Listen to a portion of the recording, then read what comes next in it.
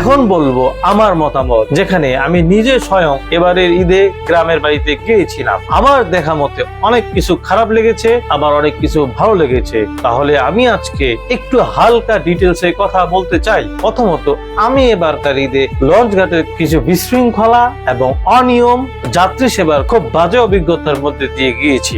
ঈদ যেমন আমাদের আনন্দ, কিন্তু অন্যদিকে ঈদ যেন আরেকজনের জন্য হয়ে ওঠে এক লুটপাটের এক মহা উৎসব। যেমনটা আমি লঞ্চে এই বিষয় নিয়ে কেউ আজ পর্যন্ত কথা বলেছে কিনা আমার জানা নেই, কিন্তু আমি আজকে কথা বলবো যারা সাধারণ ডেকের যাত্রী যারা, তারা যখন একটা লঞ্চে ডেকে সিট নেওয়ার জন্য যায়, তখন সেখানে উপস্থিত হয়ে দেখতে পান সেখানে অলরেডি কেউ একজন বিছনার চাদর বিছিয়ে রেখেছেন, যার ফলে অতটুকু জায়গা তার হয়ে গিয়েছে। কিন্তু দেখার বিষয় হলো এই যে কিছু চাদর যাত্রীদের থাকে, কিন্তু বেশিরভাগ চাদর থাকে অন্য মানুষের। সেই মানুষগুলো কে? এখানে আমার প্রশ্ন রয়ে গেল।